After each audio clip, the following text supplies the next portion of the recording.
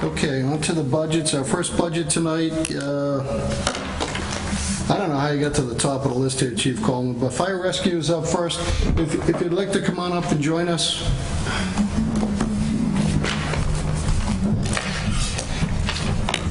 And my drill the last few years has been asking for kind of a bit of an overview, highlights, what's going on, what you're looking to do, Chief.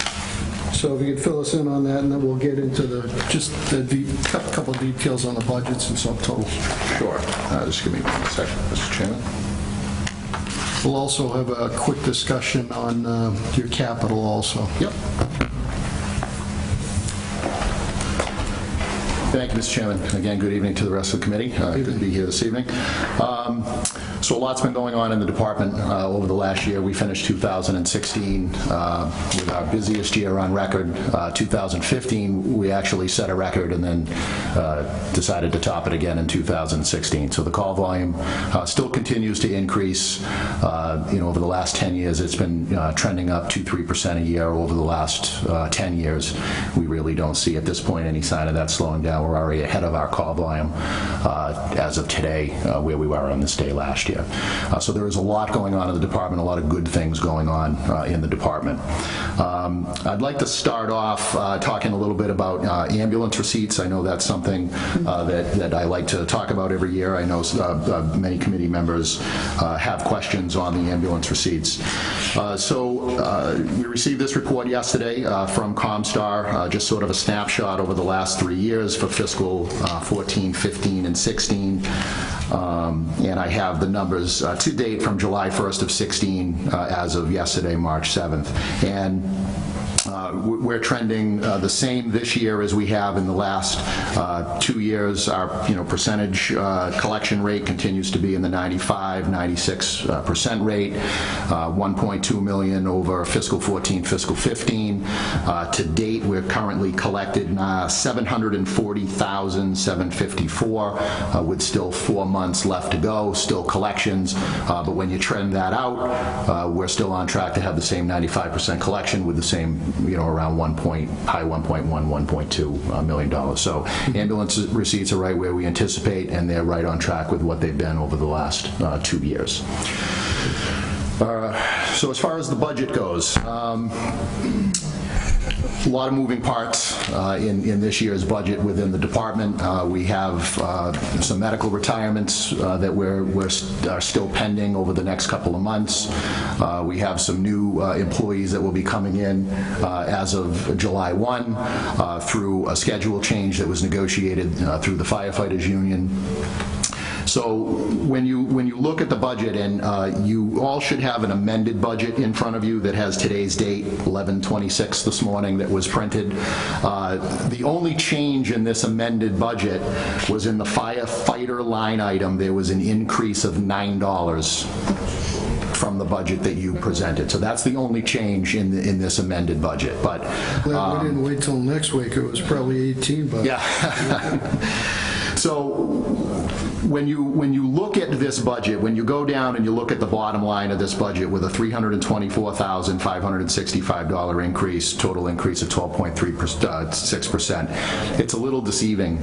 And I think the best way to explain the percentage increases in this budget is this way.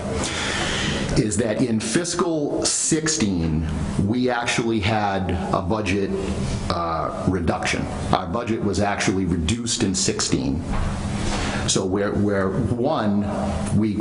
coming into 18 with an already reduced budget from 16 that we never caught up with in 17.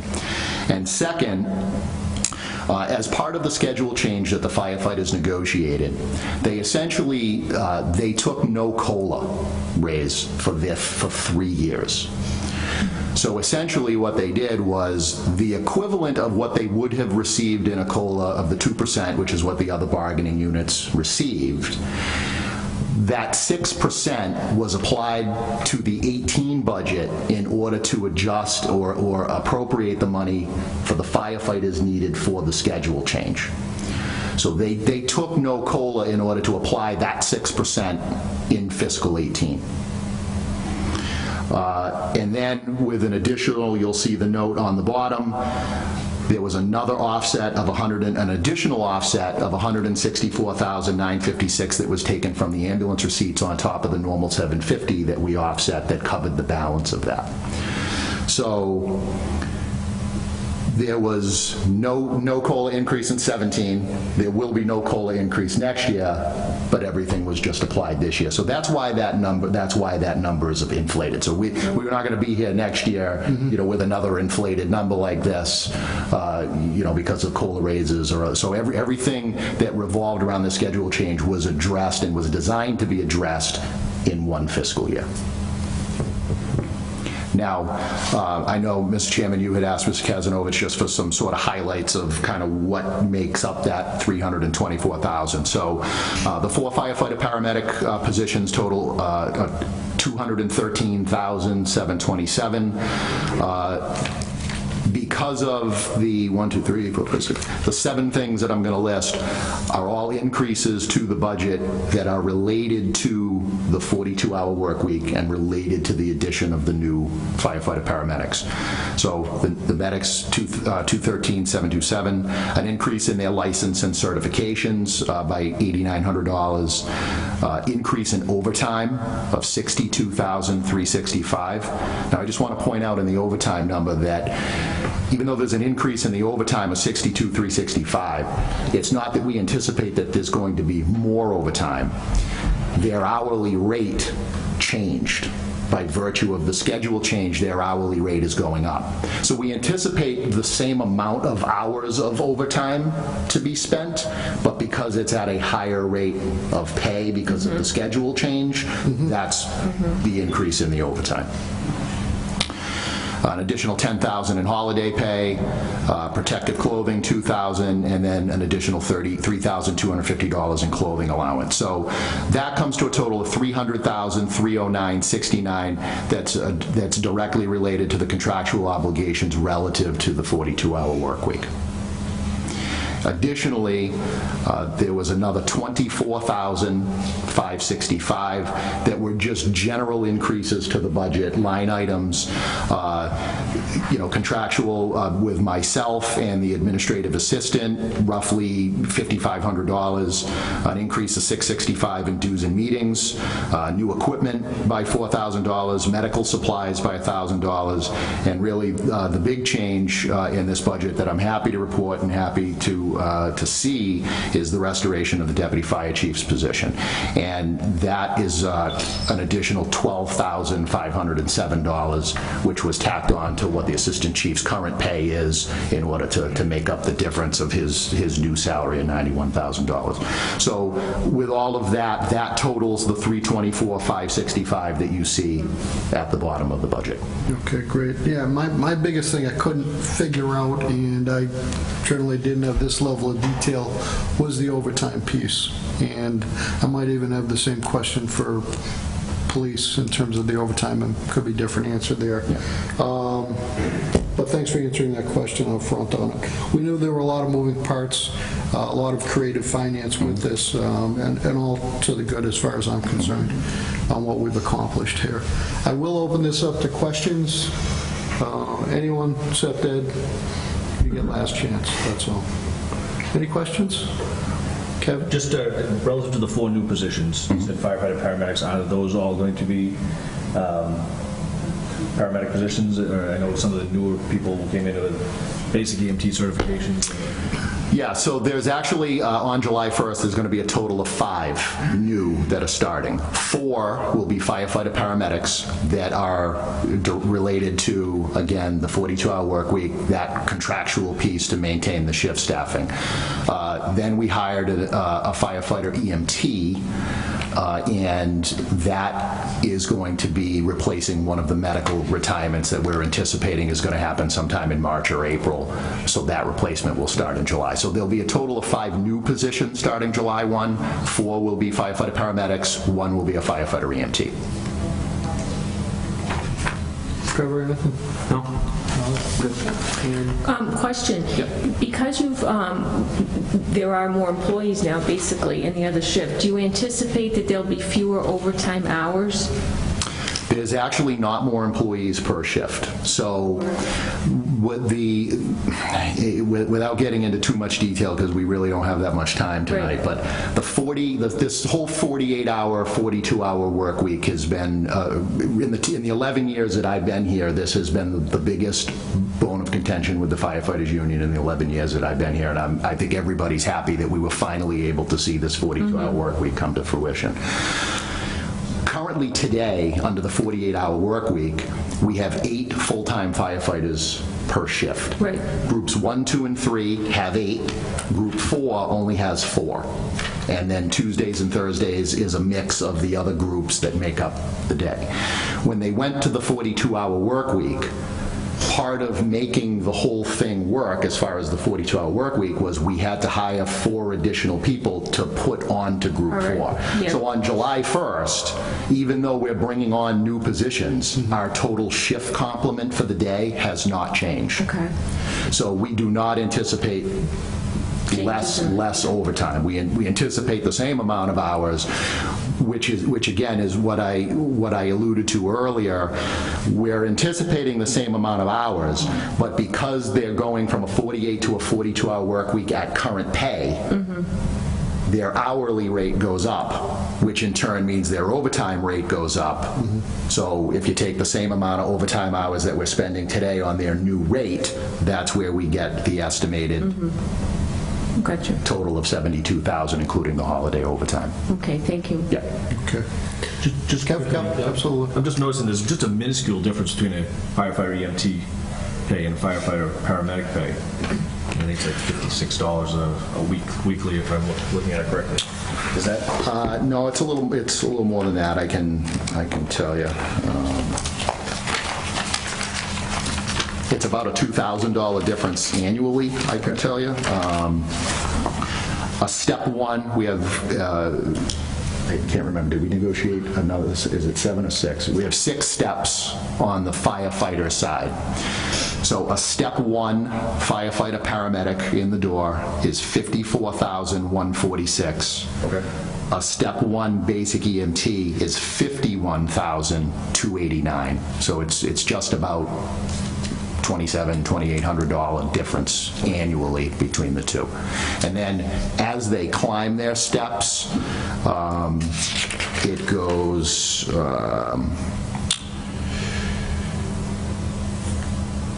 it's about the same. It's about a $3,000 difference as they climb their steps up to step 6. You're right, about $50. Doing my math on that. Any other questions on this? Couple more.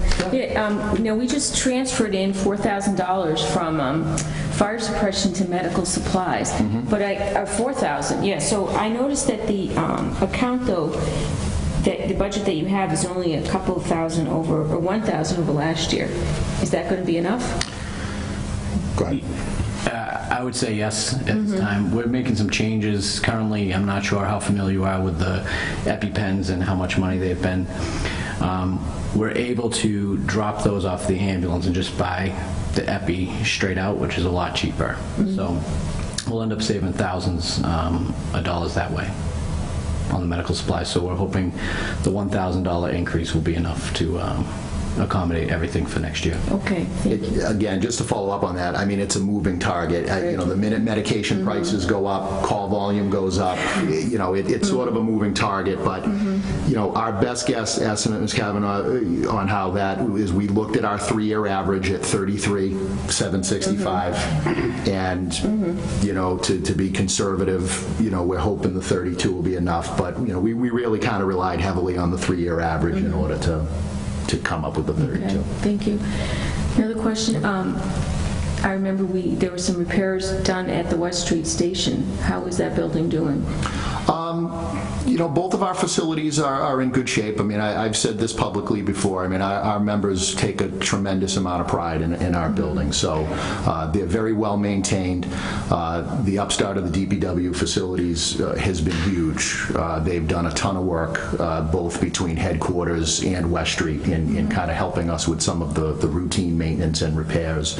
I had the opportunity over the summer, actually in the fall, fall to meet with the master plan committee, and we toured both facilities. And like I said to them, both of the facilities, they're aging. West Street's, over 60 years old. And the thing that I point out about West Street all the time is the building's over 60 years old, and we're currently in a facility that was never designed to be a fire station. We're essentially living out of the cafeteria and the office space of an elementary school. So there are certainly operational challenges that come with the building. As far as the general maintenance, the cleanliness, I think we do a pretty good job with the resources that we have to upkeep it. But operationally, there are a lot of concerns, operationally with the facility.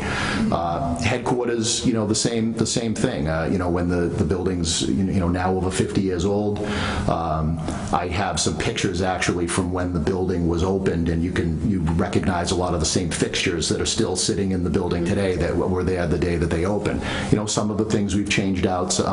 Over last year, we had the opportunity to do a facility upgrade to our kitchen and hallway area, which was outstanding. DPW did that. And this year, we'll talk about capital, I'm assuming, but we have $35,000 appropriated this year for phase 2 at headquarters for the living space.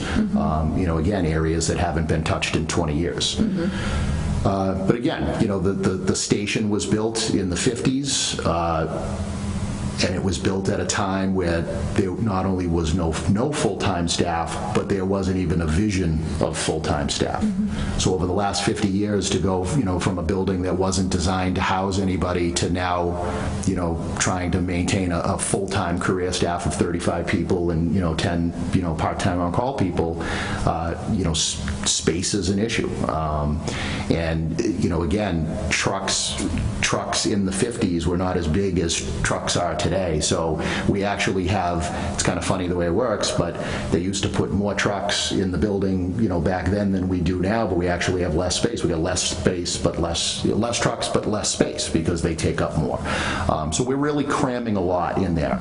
But again, facility-wise, things are maintained, things are repaired, nothing's falling apart, but operationally, both buildings have their challenges. And this is a conversation that I've not only had with the manager and Mr. Kazanovich.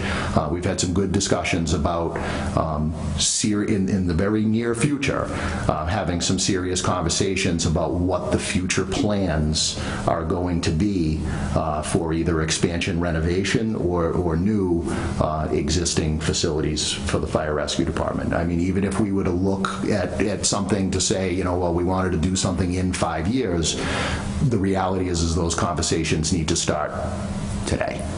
So in the very near future, we're going to have some conversations. All set? Yeah.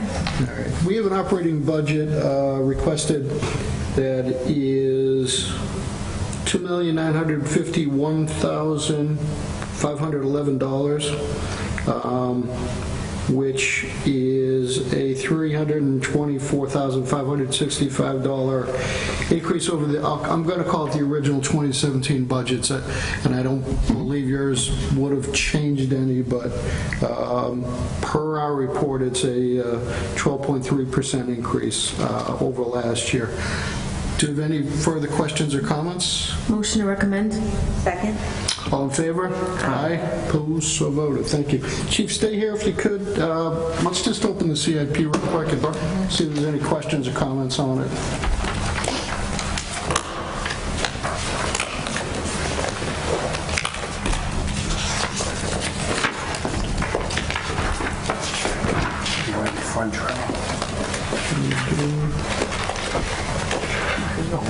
I'm actually going to open questions on this. I'm looking, actually, two questions.